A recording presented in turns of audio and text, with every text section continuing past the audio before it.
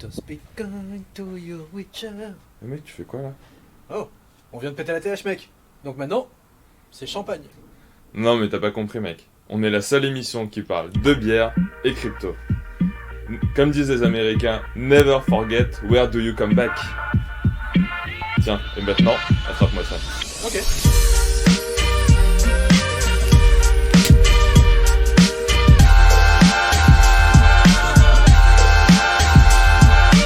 Salut les kryptoniens, c'est Jorel, comment ça va? Bienvenue pour ce nouveau numéro de l'Hebdo Crypto, la seule émission où on parle de bière et de crypto. Donc toujours en direct de Shanghai. Aujourd'hui c'est un jour très spécial, on est le 18 décembre 2020 et ça y est, on y est, le Bitcoin a pété ses 20 000 $, on est NATH 22, 23, 24 000 $, 100 000 $, 200 000 $. Et donc je vous souhaite une joyeuse ATH à tous. Et avant de parler de crypto, on va boire un petit coup. Alors on va commencer tout de suite avec les news de la semaine, enfin comme d'habitude en fait le marché. Donc alors première chose à voir sur le marché, c'est déjà grosse news de ouf, c'est la market cap quand même. Là en fait on a une market cap maintenant qui est à 650 milliards de dollars alors que la semaine dernière on était à 540 milliards de dollars. Donc en gros pour résumer ce qui s'est passé c'est que la market cap a pris 110 milliards de dollars en une semaine, ce qui est complètement scandaleux. Et ça justement c'est principalement dû au BTC. Donc en fait on va voir au niveau du prix du BTC. Donc alors le BTC aujourd'hui il est à 22 969 alors que la semaine dernière il était à 17 759. Donc en gros on a pris 5 000 $ quasiment depuis la semaine dernière. Donc augmentation de 28,30% sur les 7 derniers jours et augmentation de 3,70% sur les dernières 24 heures. Donc en gros méga giga pump de ouf avec craquage d'ATH, enfin un truc de malade. Ensuite, Ethereum, on a Ethereum qui est à 645 $, donc qui a suivi forcément le BTC.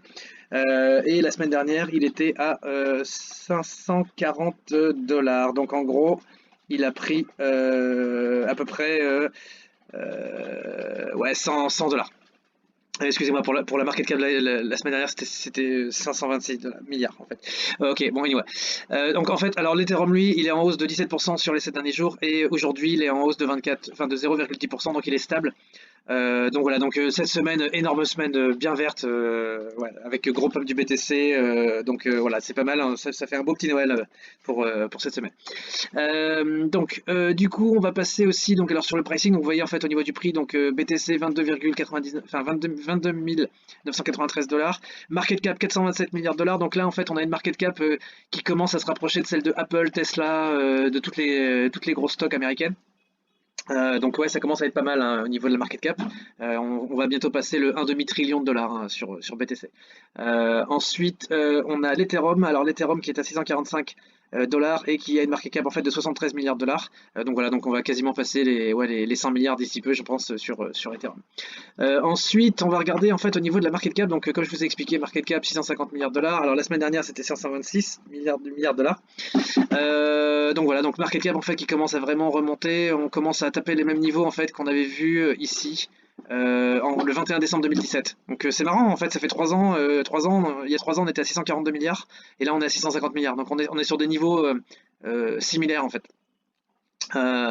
Ensuite, on va parler de la dominance. Alors, au niveau de la dominance, alors on a le BTC donc qui a pris énormément de dominance cette semaine, donc il est à 65,55%, alors que la semaine dernière il était à 62,80%, donc il a pris quasiment 3 points de dominance. Et l'Ethereum en fait est resté stable à 11,24%, alors que la semaine dernière il était à 11,112%. Donc en gros là, ce qui se passe, c'est que vraiment la dominance, elle commence vraiment bien à diverger sur BTC. Donc en gros, il y a beaucoup de pognon qui passe des alts en fait jusqu'au BTC. Et justement, c'est ça qui a fait que, vu qu'il y a eu un gros pump sur BTC, vous avez tous les capitaux qui sont injectés dans le BTC et qui partent des alts. Et à mon avis, je pense qu'on va voir le phénomène inverse dans pas longtemps, parce qu'à chaque fois qu'il y a un gros mouvement du BTC, vous avez le BTC qui pump, ensuite vous avez l'Ethereum, et après vous avez une grosse alt season qui suit en fait les mouvements quand le BTC commence à se restabiliser.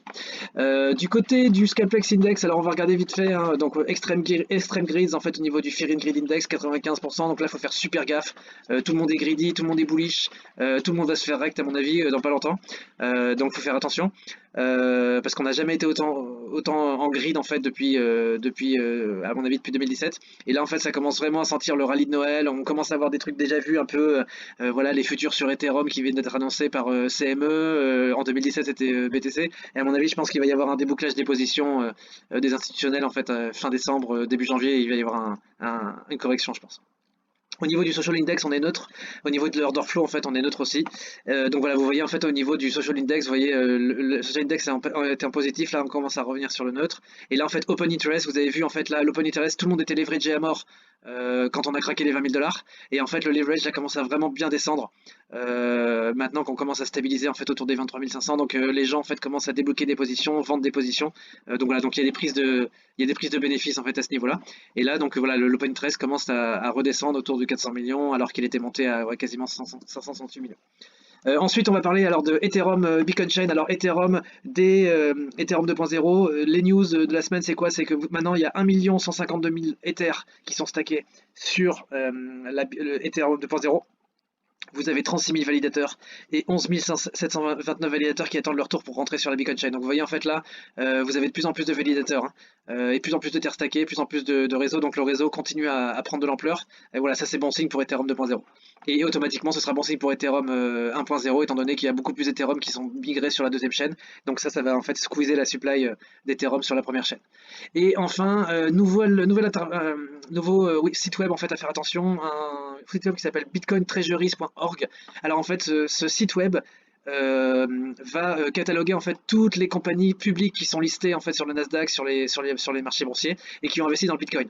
Donc là en fait vous avez vu MicroStrategy donc qui a 40 000 Bitcoin, vous avez Galaxy Digital donc la boîte de Mike Novogratz qui a 16 000 Bitcoin, Square donc Jack Dorsey qui a 4 700 Bitcoin, après vous avez Hut Hate Mining Corp qui vient d'acheter en fait 2954 BTC, Voyager Digital 1239 BTC, Riot Blockchain donc on les connaît, Bit Digital, Coin Citadel, Advanced Beacon Technology, DigitalX et Hive Blockchain aussi qui arrive en fait en je crois c'est 10e position, 1, 2, 3, 4, 5, 6, 7, 8, 9, 10, ouais en 11e position Hive Blockchain qui arrive en fait en 11e position avec 211 BTC.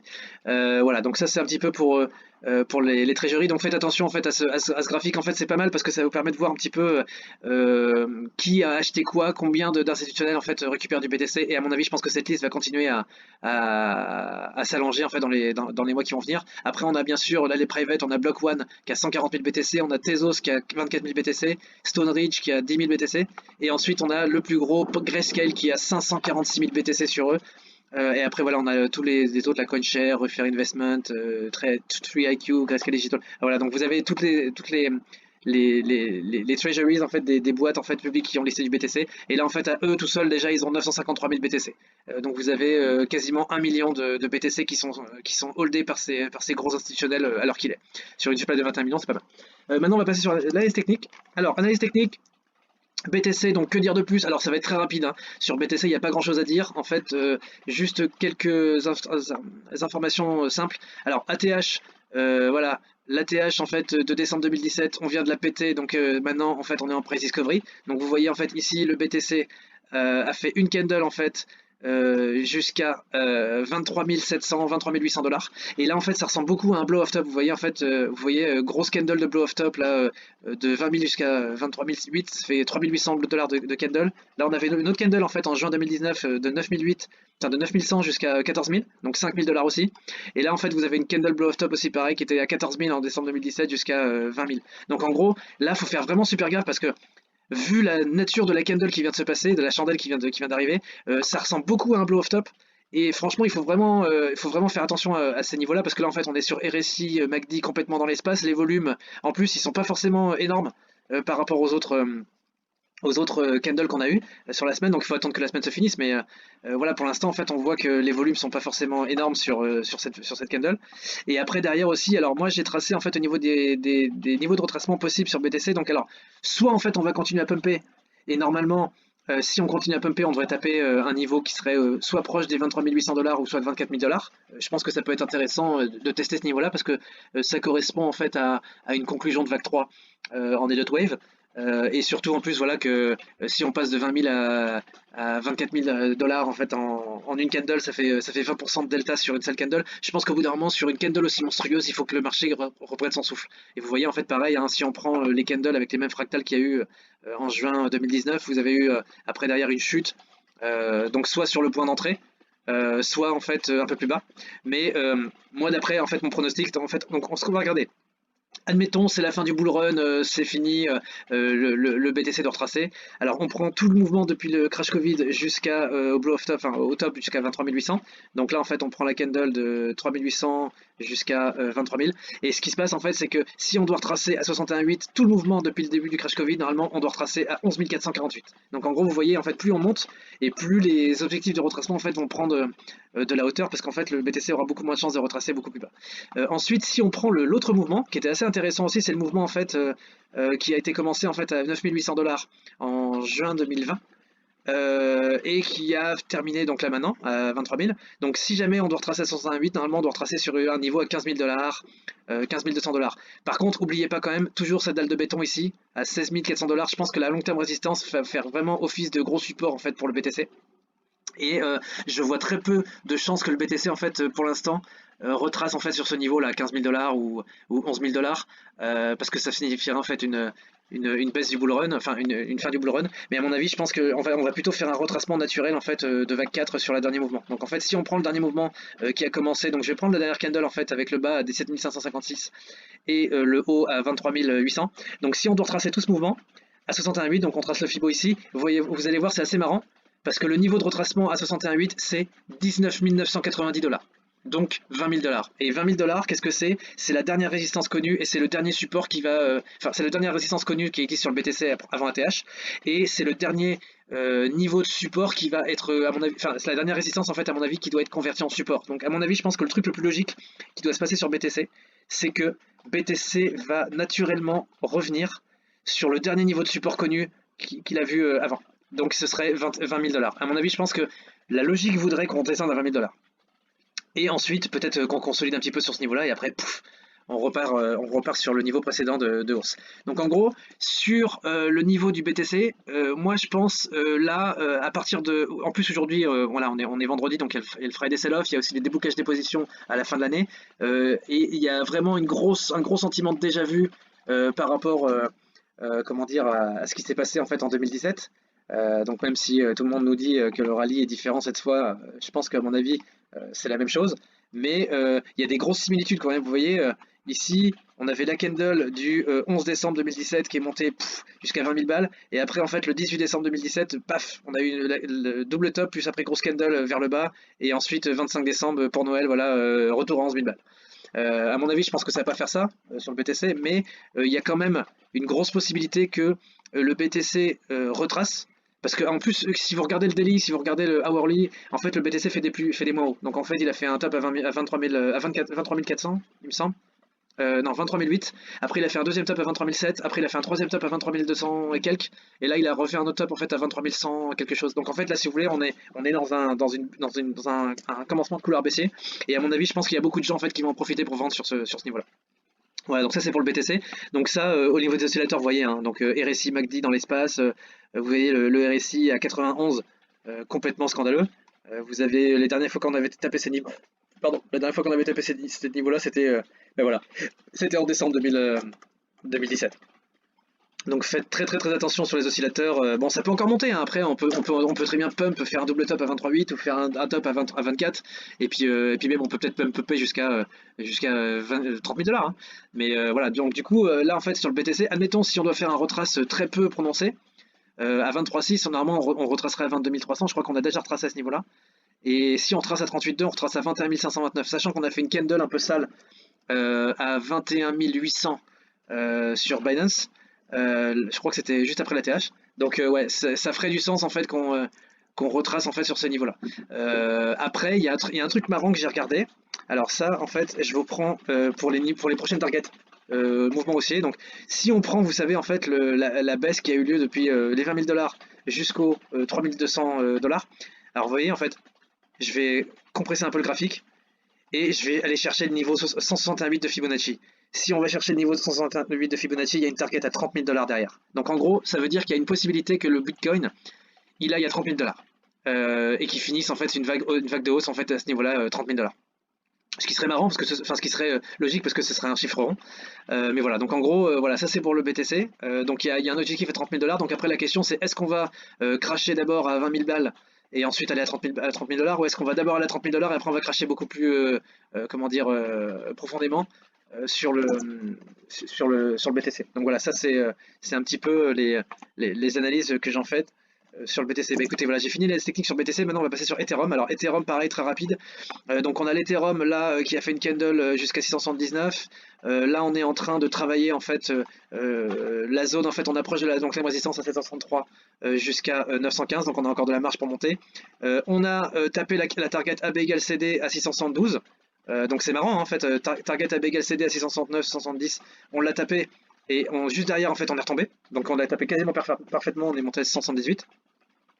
Là en fait sur le BTC, donc si on doit retracer tout le mouvement depuis le crash Covid jusqu'à 50% sur l'Ethereum, excusez-moi, donc l'Ethereum devrait retracer à 383 dollars, mais à mon avis je pense que c'est un peu difficile que ça retrace aussi bas. Ensuite vous avez un deuxième niveau de résistance qui est la dernière zone de short qu'on a travaillé pendant pas mal de temps à 464, donc on a déjà retracé à 480 et quelques sur Ethereum. Et après si on prend le mouvement ici depuis les 319 dollars jusqu'à 676 dollars, bah normalement si on trace à 50% on doit retracer autour de 498 dollars, sachant qu'on a déjà fait un retrace à 500 dollars, on a déjà fait un retrace à 530 dollars. Donc là, ce serait une target de retracement ici, 500 dollars. Après, il y a le dernier mouvement qui a été amorcé à partir de 530 dollars. Vous avez vu la dernière candle qu'on a faite. Si on doit retracer à 50%, normalement, on doit retracer à 600 dollars. Sachant qu'on a déjà retracé à 620, 626 et 630 et quelques. Donc voilà, donc sur Ethereum, en fait, niveau de retracement. Alors, si jamais le rallye est fini, normalement, on retrace à 380. J'y crois pas trop. Si jamais on doit retracer le dernier mouvement depuis 300 dollars, et ben, un objectif de retracement à 50%, ce serait 500 dollars. Et si jamais on trace le dernier mouvement qu'on vient de faire, normalement, on a un objectif de retrace à 600 dollars. Donc, à mon avis, je pense que ouais, au niveau de l'Ethereum, moi je vois plutôt l'Ethereum retracer entre 600 et 580. Et en plus, là, vous voyez, on est dans un couloir haussier sur Ethereum. Donc, ce qui se passe sur Ethereum, c'est que vous avez vu là, si on trace le couloir haussier et qu'on reste dans ce couloir haussier, normalement, ce qui se passe, c'est que vous avez Ethereum, bam.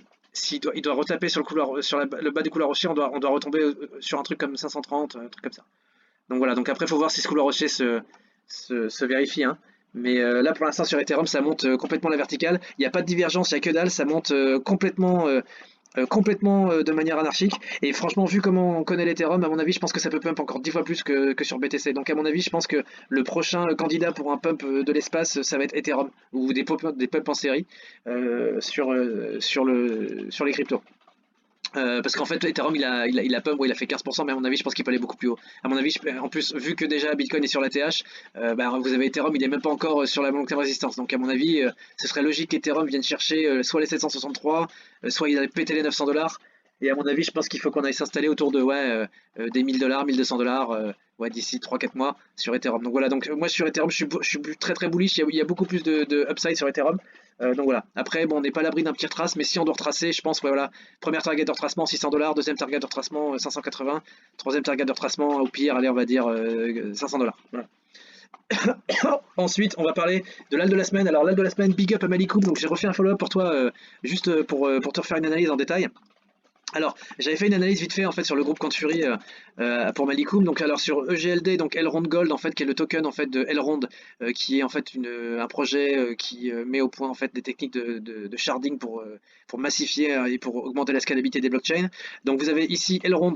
Je prends le graphe EGLD USDT sur Binance à 35 avec un all-time high, un crash ensuite à 5,9 tout en bas, et ensuite on a là une grosse montée en fait sur Elrond. Donc en fait ce qui se passe, alors le graphe de Elrond est très joli, hein, c'est très beau. On a une belle figure de retournement en fait qui s'est passée ici. Au niveau des targets des zones de short, donc moi j'ai mis une zone de long terme résistance en fait à 61,8, 78,6 parce que là en fait on va rentrer en price discovery, donc en gros on sait pas trop, mais en gros là ce qui se passe sur Elrond c'est qu'en fait on est dans une zone de short. Donc là il y a une zone de short en fait qui se dessine entre 23 900, enfin en 23,9 et 28,7. Là on est dans la zone de short, donc il faut commencer à faire attention, il faut commencer je pense à prendre des profits en fait sur ce niveau là, parce que là Elrond il commence à monter de manière parabolique. Vous avez vu 8 décembre on était à 12 balles, là on est à 26. Donc en fait on a déjà fait 140% quasiment sur Elrond en 10 jours. À mon avis il va falloir que ça se calme au bout d'un moment. Donc voilà. Donc après, ça peut monter comme Chainlink, mais à mon avis, je pense que sur Elrond, ça commence à devenir dangereux. Je pense qu'il faut prendre des profils. Plus ça monte, plus il faut prendre des profits. Et à mon avis, je pense que voilà, il faut attendre les 28 000, les 28,80 $, voire les 29 $, je pense, voire les 30 $ en fait, chiffre rond psychologique, pour voir si Elrond en fait va prendre une résistance là-dessus. À mon avis, je pense que le truc le plus logique, c'est que Elrond connaisse une résistance à 30 $. Ou alors en fait qu'on est déjà top sur Elrond. Mais ça dépendra, je pense, de ce que le BTC va faire. Après, au niveau des zones de short en fait à la baisse, moi j'avais calculé des zones de short en fait, zone de retracement ici à partir du dernier top à 15 $ jusqu'à 8 $, c'était 38,250. Ensuite on avait tapé la zone de short, deep réintégration. Après on avait aussi pareil une autre zone de short ici qui était entre la candle en fait à 10 $ jusqu'à 6,67. Zone de short entre 9 $ et 8,54 $. On a tapé dedans, on a méché au-dessus, réintégration deep. Et ensuite après voilà, on a fait un beau W ici. Voilà, belle pattern avec un bottom à 7 $, enfin entre 6 $ et 7 $. Très très joli bottom sur Elrond. Et là en fait du coup bah voilà, il y a eu de l'accumulation en fait sur cette période là en fait de octobre 2020 jusqu'à novembre 2020. Et là après voilà, décollage sur Elrond. Donc le truc en fait est en train de pump. Là pour l'instant vous avez le RSI, le MACD qui sont en train de partir en fait sur des niveaux à 94. Donc ça c'est complètement en extension de fou. Par contre ça diverge pas. Il y a une petite divergence vite fait sur le RSI, mais par contre sur le MACD c'est toujours en montée, donc il y a encore de la marge pour que ça monte. Mais à mon avis, je pense que voilà, on va pas tarder à top en fait sur Elrond. Après, ça dépendra de ce que fait le BTC. Hein. Mais voilà, donc du coup, ça c'est mon analyse sur Elrond. Après, au niveau des oscillateurs, ouais, on est vraiment dans l'espace. Et derrière, voilà, si vous voulez long sur Elrond, je pense, voilà, admettons que voilà le rallye soit fini et qu'on retrace à 38,250 comme Elrond a l'habitude de le faire en fait à l'inverse. Bah du coup, en fait, une bonne zone pour accumuler du Elrond, ce serait entre 18,8 et 16,38. Sachant qu'il faut surtout pas acheter là. Hein. Là, vous avez vu le truc, il est parabolique, il est complètement vertical. Si vous achetez là, vous allez vous faire punir derrière. Et à mon avis, je pense qu'il va y avoir ouais, facilement moins 50% derrière. C'est la même chose que ce qu'a fait. Ça ressemble beaucoup en fait à ce qu'a fait Cro, Crypto.com. Si vous regardez les graphiques de Crypto.com, vous allez voir, ça fait exactement la même chose. Et sauf que Crypto.com, lui, il a retrace, mais vraiment très profondément à 61,8, je crois, ou à 78,6. Donc voilà, donc en gros. Là, on est en price discovery. Si vous voulez investir sur Elrond, moi je considère voilà, que il faut rentrer sur plusieurs paliers. Donc je pense qu'il faudrait rentrer 25% à 18,9, il faudrait rentrer 25% à 16,5, à 16,59, 25% encore à 13,93 au cas où, et 25% encore à 10 balles. Voilà. Sachant qu'en fait ici on a une résistance, enfin on a un support là, la dernière candle qui a été faite le 5 décembre 2020, on a un support à 14,7. Donc ça peut être intéressant, je pense que on est en plus pas loin des 61,8 et 50, on est entre les deux. Donc voilà, donc target de retracement sur Elrond, ouais, si vous voulez investir pour du long terme sur Elrond, je pense ne rentrez pas là, rentrez ouais, entre 18, 16,3 et 14, c'est pas mal pour rentrer sur Elrond, mais là c'est trop tard, hein. Le train il est déjà parti pour l'instant, et donc il faut attendre qu'il revienne en gare. Donc voilà, donc ça c'est pour Elrond.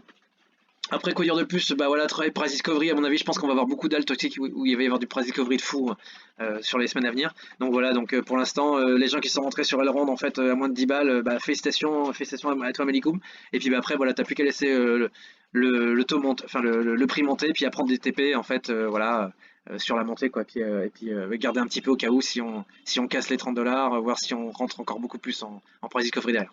Voilà, bah écoutez, j'ai fini pour l'analyse technique et maintenant on va passer sur le news de la semaine. Merci beaucoup.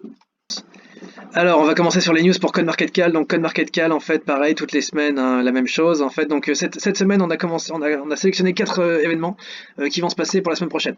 Donc, du coup, premier événement, donc c'est Wing Finance, en fait, qui va lancer en fait qui va lancer en fait le Yearn Finance sur leur flash pool. Donc en fait vous pourrez faire du yield farming avec le Yearn Finance. Donc voilà, ils vont faire un vote en fait le 18 décembre. Bah voilà, c'est aujourd'hui. Et là vous avez vu un Wing Finance qui est déjà à 20 balles et il a pris 26% sur la journée, donc tout va bien. Donc voilà, donc nouveau projet DeFi.